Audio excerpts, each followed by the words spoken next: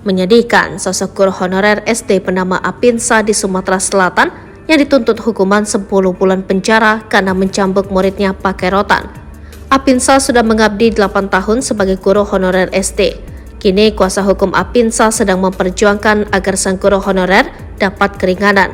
Adapun Apinsa merasa tidak mendapatkan keadilan sebagai seorang guru. Untuk itu, Apinsa dan kuasa hukumnya mengajukan pledoi atau pembelaan atas tuntutan jaksa terhadapnya. Kuasa hukum guru Apinsa, Abdul Aziz, menilai tuntutan jaksa penuntut umum yang menuntut terdakwa dengan pidana 10 bulan penjara dianggap terlalu berlebihan. Atas tuntutan dari JPU itu, kami mengajukan pledoi, tuntutan JPU kami anggap terlalu berlebihan, kata Abdul Aziz. Abdul Aziz menegaskan pihaknya sangat menghormati tuntutan JPU terhadap terdakwa, namun dirasanya tidak mencerminkan rasa keadilan kepada guru Apinsa. Menurutnya, peristiwa ini bukanlah tindak pidana kejahatan berat, apalagi 3 anak lainnya yang juga dipukul pakai rotan sudah memaklumi Apinsa. Hanya ada 1 korban yang keluarganya bersikeras ingin kasus ini sampai ke persidangan. Ini tidak mencerminkan rasa keadilan kepada guru Apinsa, tidak hanya Apinsa namun seluruh guru-guru Kabupaten Muratara. Kami perjuangkan ini bukan untuk Apinsa saja, tetapi kepentingan dunia pendidikan, katanya. Abdul Aziz berharap hakim bisa mempertimbangkan secara komprehensif dari peristiwa ini. Kami yakin bahwa keadilan ini ada di tangan hakim, tuturnya.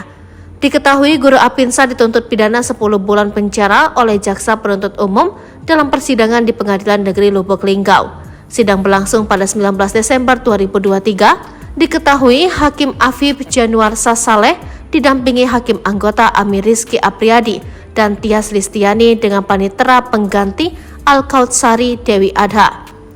Sedangkan terdakwa mengikuti sidang secara tatap muka didampingi kuasa hukumnya Abdul Aziz.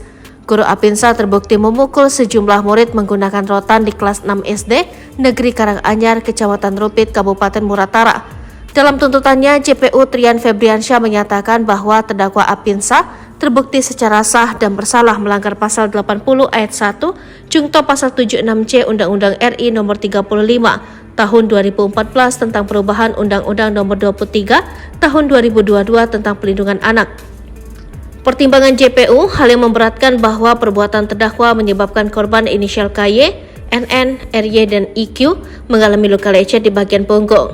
Hal memberatkan lainnya, terdakwa merupakan guru yang seharusnya memberikan contoh yang baik kepada anak didiknya. Sedangkan hal yang meringankan, terdakwa mengakui perbuatannya. Terdakwa sudah mengabdi 8 tahun sebagai guru honorer dan sudah ada perdamaian antara terdakwa dengan NN, RY, dan IQ. Kronologi. Berikut kronologinya, guru Apinsa memukul muridnya pakai rotan. Informasi dihimpun dari fakta persidangan di Pengadilan Negeri Lubuk Linggau. Kasus dugaan kekerasan terhadap anak ini terjadi pada Rabu 12 Juli 2023 sekira pukul 10.15 waktu Indonesia Barat.